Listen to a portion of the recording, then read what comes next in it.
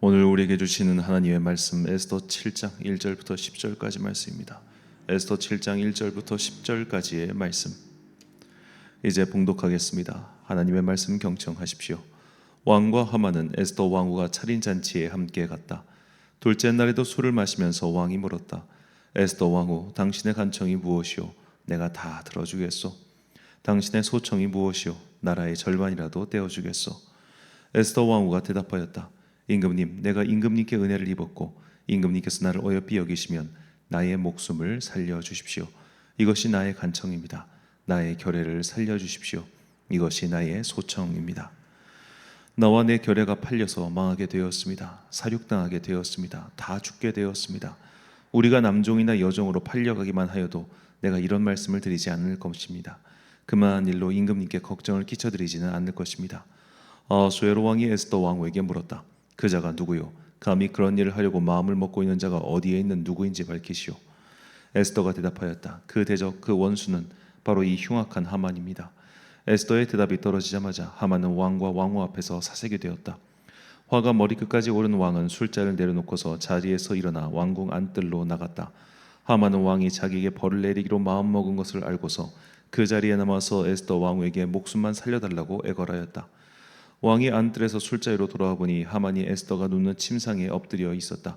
이것을 본 왕은 내가 집안의 왕후와 함께 있는데도 저놈이 왕후를 범하려고 하는구나 하고 소리쳤다.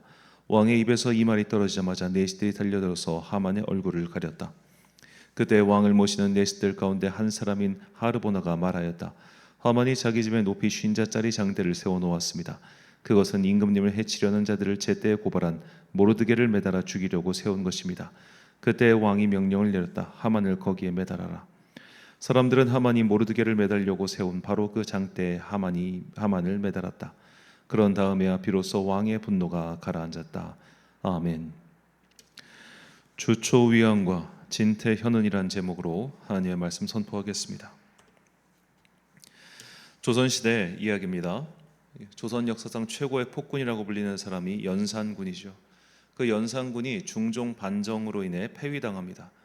그리고 연산군의 이복 형제인 진성대군이 왕위에 오르죠. 그가 조선 11번째 왕인 중종입니다. 전임자인 연산군이 강력한 왕권을 휘두르며 폭군 노릇을 했으니 당연히 중종을 옹립했던 신하들은 왕권의 약화를 도모했겠죠. 왕이 너무 힘이 세니까 저렇게 폭군이 나오면은 우리가 견제할 수가 없지 않느냐. 그러니까 왕권을 좀 약화시켜야겠다. 이게 대신들의 입장이었어요. 하지만 중종이 가만히 있다가 가만히가 될 만한 그런 성정의 사람은 아니었습니다. 그래서 새로운 세력을 등용해서 기존의 옛 세력, 이걸 훈구 세력이라고 하는데 이 훈구 세력과 대립을 꾀함과 동시에 자신의 왕권을 강화시키려고 했습니다. 그때 중종이 자신을 지지하고 자신과 함께 편이 되어서 저 훈구 대신들을 상대할 그럴 세력의 지도자, 리더로 뽑은 사람이 바로 조광조였습니다. 중종은 조광조를 유례없이 파격 승진시켰습니다. 그러니까 전시를 제외하고, 그러니까 이순신 장군 같은 경우 하루 만에 22계급 승진인가 그렇게 하거든요. 전시니까 싸울 장수가 없고 하니까 파격 승진했던 경우인데 그런 경우를 제외하고는 조광조만큼 빠른 승진을 한 사람이 없습니다. 그래서 그렇게까지 조광조를 키워가지고 왕권을 자꾸 약화시키려고 하는 훈구 세력과 일부러 싸움을 붙인 거예요. 그래서 둘이 싸워가지고 좀 한쪽이 눌러서 나의 힘이 강해지게끔 그렇게 조광조를 등용했습니다. 조광조를 매우 가깝게 지내며 그를 총애하였죠. 하지만 왕은 이 조광조라고 하는 사람의 속내가 어떤 것인지 정확하게 알지 못한 겁니다. 조광조는 성격이 매우 강한 사람이었습니다. 자신이 뜻을 세우면 왕이라 할지라도 절대로 굽히는 사람이 아니었죠. 그러니까 조광조가 원했던 것은, 그러니까 왕이 원하는 것은 그냥 훈구 세력을 좀 몰아내고 자신의 왕권을 강화하는 것이었다면 사실 조광조가 원했던 것은 맹자를 근간으로 한 왕도 정치의 실현이었어요. 그러니까 조광조는 어떻게 보면 정도전의 제례와 같은 그런 사람이었던 겁니다. 그는 왕권 강화에 사실 아무 관심이 없었어요. 중종이 나중에 어떤 일로 소격서 폐지라고 하는데 그 일로 인해서 조광조와 대립하는 일이 벌어집니다. 조광조가 이 소격서를 폐지해야 된다고 강하게 밀어붙여요. 그러니까 중종은 그거를 반대합니다. 왜냐하면은 아니 소격서는 세종대왕께서도 했던 건데 왜 그런 걸 굳이 반대하냐? 그 소격서라는 게 이제 왕실에서 지내는 어떤 제사 같은 거였거든요. 그런데 이게 성리학의 이념과 맞지 않는다고 해가지고 조광조가 이거 폐지해야 된다고 막 왕에게 강력하게 밀어붙입니다. 그러니까 중종은 그래도 우리 조상들이 다 했던 건데 나의 고조 할아버지인 세종께서도 하셨고 하는 건데 왜 자꾸 반대하냐? 그러니까 세종대왕의 유일한 실책이 바로 그거였다고 이렇게 말하면서 조광조가 막 그걸 폐지해야 된다고 얘기한단 말이에요. 거기서 이제 중종이 밀립니다. 그래서 폐지를 해요. 그 일로 인해서 중종은 조광조에게 굉장히 강력한 반감을 갖게 됩니다. 저거다 놔뒀다가는 저 훈구 대신들보다 더한 놈 되겠다 싶어가지고 기묘사화가 일어납니다. 중종 14년에 조광조 이파를 축출한 사화지요. 자, 어떤 설명에 보면은 이 기묘사화를 일으킨 주체가 남곤이라고 하는 훈구 세력이라고 그렇게 표기되어 있는데 그것은 잘못된 말입니다.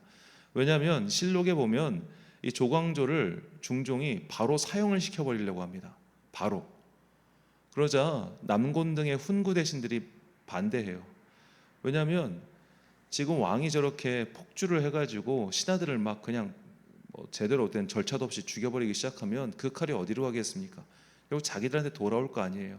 그래서 정치적으로는 반대 입장에 섰던 사람이지만 왕이 저렇게 행동하는 거 옳지 않아 해가지고 오히려 조광조 일파를 죽이지 말아달라고 열심히 왕에게 그렇게 말했던 사람들이 훈구 대신들이었습니다. 그래서 조광조가 이제 결국에는 유배를 떠나게 됐는데 유배를 떠난 지 한 달 만에 한 유생이 상소를 올리니까 옳다구나 싶어가지고 바로 사약을 내려버려서 조광조를 죽이죠. 자, 이때 야사, 그러니까 사람들 민가에 들리는 얘기를 들어보면 이런 기록이 있다고 합니다. 이건 나중에 선조실록 때 나왔던 얘기인데요. 그 남곤 등의 훈구 일파들이 조광조를 처단하기 위해서 이 나무 잎에다가 달달한 걸 발라가지고 감즙이라고 하는데 이걸 발라가지고 거기다가 이렇게 썼다는 거예요. 주초위왕이라. 이 주초 이거 합하면 이제 조자가 되죠. 주초가 왕이 될 것이다. 조씨가 왕이 될 것이다. 이거를 일부러 왕이 다니는 그 뜰 정원 쪽에다가 이렇게 적어놓고 왕에게 이걸 보여주게 함으로써 얼마 전에 조광조 녀석이 나를 반대했었지 이 녀석이 왕이 될 심상인가 해서 처단하게끔 그렇게 유도했다는 겁니다. 근데 이건 뭐 100% 야사죠. 한번 그 KBS 역사 스페셜인가 하는 팀이 어떻게 뭘 바르면은 벌레가 이걸 파먹을까 온갖 실험을 해봤는데 파먹혀지질 않습니다. 자, 이렇게 중종은 자신과 가까이 지냈던 조광조를 하루아침에 처단합니다. 그 모습을 봤던 사관이 중종실록에 이렇게 기록을 남겼어요. 전에는 좌우에서 가까이 모시고 하루에 3번씩 베었으니 정이 부자처럼 아주 가까울 터인데 하루아침에 변이 일어나자 용서 없이 엄하게 다스렸고 이제 죽인 것도 임금의 결단에서 나왔다. 조금도 가엾고 불쌍히 여기는 마음이 없으니 과거에 가깝게 지냈던 것을 생각하면 마치 두 임금에게서 나온 일 같다. 자, 이 모습을 보면서 이 기록을 보면서 권력의 속성을 우리는 알 수 있습니다. 권력은 부자지간에도 나눌 수 없다고 하죠. 아무리 가깝고 친하더라도 권력의 문제가 엮이면 하루아침에 나락으로 떨어지는 것이 정치의 속성입니다. 자, 얼마 전 한 정치평론가가 이런 말을 하는 걸 제가 들었습니다. 우리나라 대통령 근처에서 소위 이제 친위부대 역할을 했던 정치인들 그들의 말로를 보라. 그 정권이 있을 때는 그렇게 기세등등했지만 그 정권의 종식과 함께 전부 다 사라졌다고. 그러니까 권력자 옆에서 호가호위하는 인물들은 정말 그 누구보다도 목이 빨리 떨어진다는 것이죠. 자, 오늘 본문은 아하수에로 왕 옆에서 한때는 2인자로서 절대 권력을 누리던 하만이라고 하는 사람의 몰락을 전해주고 있습니다. 자, 이 몰락을 우리가 단순히 선과 악이 싸웠고 선이 승리하였다 이렇게만 보면 조금 이 내용의 깊이를 놓칠 수 있습니다. 자, 자, 성경에 종종 나오는 표현인데 이 표현을 주목해서 봤으면 좋겠습니다. 본문 2절 말씀. 왕이 둘째 날 잔치에 술을 마실 때에 다시대 에스더에게 물어 이르되 왕후 에스더여 그대의 소청이 무엇이냐 곧 허락하겠노라. 그대의 요구가 무엇이냐 곧 나라의 절반이라 할지라도 시행하겠노라. 자, 아하수에로 왕은 호기롭게 에스더에게 말합니다. 너의 소원이 뭐니? 나라 절반이라도 떼어줄게 라고 말이죠. 자, 이 말은 물론 말 그대로 문자 그대로 나라의 절반이라도 너를 독립시켜 줄게 이 말은 아니겠지요. 내가 권력자고 내가 힘이 있으니까 네가 말하는 건 내가 다 들어줄 수 있어. 이 정도의 어떤 호기로운 표현일 거라 그렇게 생각합니다. 자, 그런데 아하수에로 왕이 이 말을 앞선 에스더 5장에서도 무려 2번이나 그에게 말을 해요. 에스더 5장 3절과 6절 말씀. 왕이 이르되 왕후 에스더여 그대의 소원이 무엇이며 요구가 무엇이냐 나라의 절반이라도 그대에게 주겠노라 하니 잔치에 술을 마실 때 왕이 에스더에게 이르되 그대의 소청이 무엇이뇨 곧 허락하겠노라 그대의 요구가 무엇이뇨 나라의 절반이라 할지라도 시행하겠노라.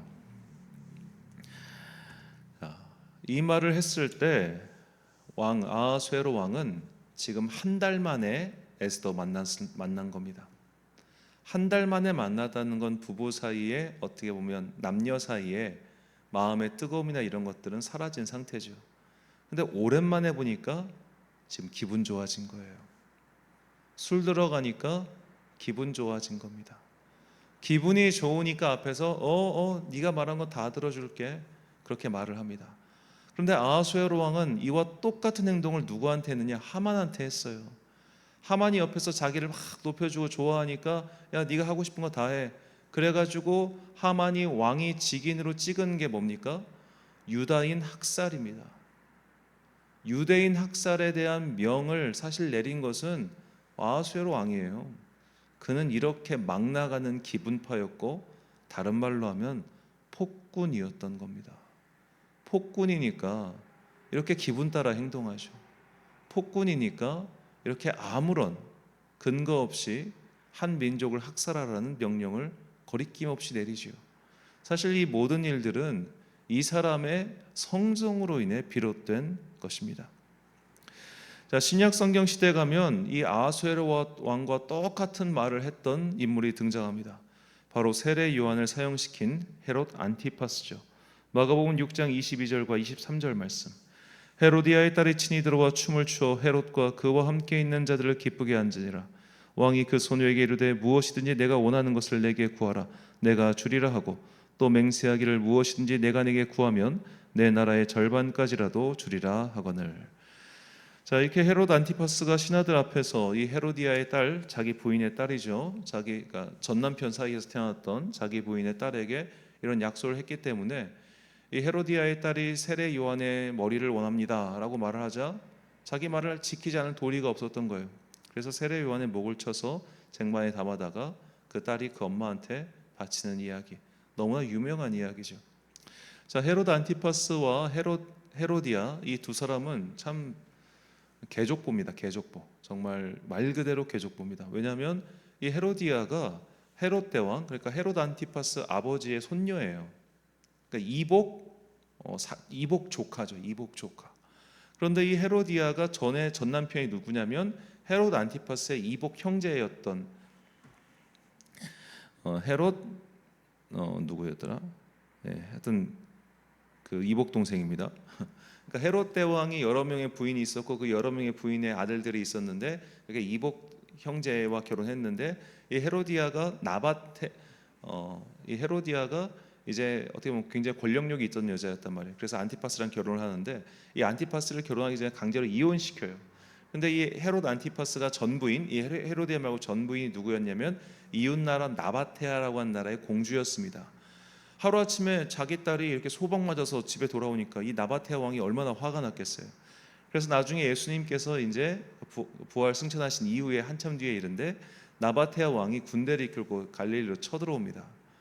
그래서 이제 헤롯 안티파스가 공경에 처하게 되고 결국에는 칼리쿨라 황제 시대에 이 헤롯 안티파스와 헤로디아 두 사람은 오늘날 라인강 유역, 그때는 갈대아가 아니라 지금 이제 독일 쪽이죠. 그쪽으로 이제 유배를 떠나서 거기서 죽게 됩니다. 자, 이렇게 자기 기분에 따라서 호기롭게 행동하고 막 내가 권력이 있으니까 이걸 막 내 이 권력이 얼마나 오래될 것처럼 행동하는 그런 사람들은 한결같이 말년이 좋지 않았습니다. 한결같이. 그래서 이렇게 폭군이 다스리고 기분파가 다스리고 막 자기 기분과 감정대로 권력을 휘두르는 사람이 있을 때 세상이 그렇게 돌아가고 있다면, 또 내가 속한 조직이 그렇게 돌아가고 있다면, 내가 속해 있는 사회가 그렇게 돌아가고 있다면, 이때 우리는 현명하게 행동을 해야 합니다. 나아가야 할 때와 물러서야 할 때를 구분할 줄 알아야 된다는 거죠. 아하수에로 왕처럼 과장된 언어를 사용하며 허장성세를 일삼는 사람은 절대로 가까이 해서는 안 됩니다. 우리는 오늘 이 사건, 에스더라고 하는 사건 이후 이 에스더와 모르드게가 어떻게 살았는지 우리는 알지 못하죠. 분명히 알 수 있는 것은 아하수에로 왕은 결국 암살당해 죽었다는 겁니다. 그들이 에스더와 모르드게가 지혜로운 자들이었다면 이때 왕 아하수에로가 자기들 편을 들어준 것이 그저 한순간의 변덕이었음을 알고 현명하게 거리를 뒀을 겁니다. 저는 그리고 에스더가 그렇게 행동했을 것 같아요. 기회가 되면 말씀드리겠지만 왜 에스더가 이틀에 걸쳐서 잔치를 열고 두 번째 날에 그 이야기를 했겠습니까? 첫째 날 지금 급해 죽겠는데, 마음이 급한데 첫째 날 얘기하지 않고 왜 두 번째 잔치 때 잘 얘기를 했겠어요? 에스더는 때를 기다릴 줄 아는 사람이었다는 겁니다. 한 달 동안 얼굴 한번 보지 않다가 갑자기 야, 너 원하는 게 뭐야? 나라의 절반이라도 떼어줄게. 이렇게 말하는 게 이게 건달이지 현명한 지도자입니까? 그런 현명하지 않은 지도자 밑에서 가까이 있는 게 얼마나 무섭고 공포스러운 일입니까? 그래서 공자가 이런 말을 했습니다. 천하에 도가 있으면 나아가 능력을 발휘하고 세상에 도가 없으면 조용히 물러나 수신에 힘써야 한다라고 말이죠. 자, 이걸 오늘 설교 제목인 진퇴현은이라고 어떤 분께서 신문 기사에서 봤는데 어떤 분께서 이렇게 요약을 했습니다. 나아갈 때와 물러설 때, 드러날 때와 숨을 때 이것을 분별할 줄 아는 지혜가 필요하다는 것이죠. 우리는 세상이 어떠한지 판단할 수 있는 지혜가 필요하며 또 나의 도움이시오 지혜의 근원이신 하나님께 항상 기도하고 주님의 뜻을 구해야 합니다. 내 판단, 내 계획, 무엇보다 내 감정이 앞서면 반드시 실패합니다. 내 옆에 저 사람이 권력이 있으니까 저 사람이 그 권력으로 나를 도와주겠지, 그렇게 함부로 권력을 휘두르는 사람은 언제든지 나를 향한 총애와 관심을 거두어 갈 수 있습니다. 그래서 무도한 사람 옆에는 가까이 가지 않는 게 좋습니다. 또한 세상이 무도하다면 이 세상 속에서 내가 어떻게 해야 될지, 무엇을 살아야 될지 항상 그것을 분별하며 지혜를 구하는 자세가 필요하죠. 그래서 주님께서는 우리에게 이렇게 말씀하십니다. 전도서 3장 11절과 마태복음 23장 25장 13절 말씀. 하나님이 모든 것을 지으시되 때를 따라 아름답게 하셨고 또 사람들에게 영원을 사모하는 마음을 주셨느니라. 그러나 하나님이 하시는 일의 시종을 사람으로 측량할 수 없게 하셨도다. 주께서 이르시되 지혜 있고 진실한 청지기가 되어 주인에게 그 집 종들을 맡아 때를 따라 양식을 나누어 줄 자가 누구냐. 아멘. 사랑하는 천안광성교회 성도 여러분, 그리고 이 새벽을 함께 깨우고 계신 귀한 주님의 자녀 여러분, 말씀을 가까이 하고 하나님의 뜻을 묵상하며 나의 갈 길을 주님께 여쭙는 사람은 지혜롭지 아니할 도리가 없습니다. 금세 사라져버릴 알량한 권력을 휘두르는 그런 사람들을 겁내지 마십시오. 또 그들 곁에서 호가호위하는 얍삽한 이들도 두려워하지 맙시다. 아침 이슬처럼 사라져버릴 어리석은 자들입니다. 좋은 뜻도 때를 얻지 못하면 사라집니다. 그러므로 때를 분별하는 지혜를 항상 구하십시오. 악이 사라지고 마침내 빛이 드러날 때 그 때를 노리고 움직일 준비를 하십시오. 인내하고 실력을 키우고 성실하게 살아가는 모든 사람들에게 참 좋으신 우리 주님의 은총과 평강이 함께 하시길 간절히 축원합니다. 기도하겠습니다. 사랑과 은혜가 풍성하신 아버지 하나님, 아하수에로는 결국 폭군에 불과했습니다. 그렇기 때문에 그는 하만을 자기 기분에 따라 내쳤고 또 얼마든지 다른 사람들도 그렇게 대할 수 있는 사람이었습니다. 이렇게 무도한 자들이 권력을 잡고 휘두르고 있을 때 주여 우리가 나아갈 때와 물러서야 될 때를 지혜롭게 구분하고 이 세상 속에서 현명한 길을 택해 살아가는 당신의 자녀들 되게 하여 주옵소서. 무엇보다 지혜의 근원이시오 이 세상을 운행하고 창조하신 거룩하신 하나님의 뜻을 항상 깨닫고 그 뜻을 분별하며 살아갈 수 있도록 날마다 말씀을 묵상하고 기도하는 경건의 훈련을 게을리하지 않는 지혜로운 자녀들 되게 하여 주옵소서. 한 주간의 업무를 시작하는 월요일입니다. 오늘도 바쁜 하루를 살아가는 당신의 자녀들에게 복과 은혜 내려주시고 세상을 살아가는 모든 자녀들이 마음이 어렵거나 지치지 아니하도록 성령님께서 새 힘을 불어넣어 주옵소서. 오늘 하루도 참 좋으신 우리 주님의 은총과 평강이 모든 성도들과 함께 하시길 간절히 소망하오며 이 모든 말씀 우리 구주 예수 그리스도의 이름으로 기도드립니다. 아멘. 오늘의 기도 제목입니다. 시대를 분별하는 지혜와 때를 기다릴 줄 아는 인내심을 달라고 기도하십시오. 오늘 주신 기도의 제목 가지고 기도와 묵상에 힘쓰는 하루 되시길 바랍니다. 기도하겠습니다.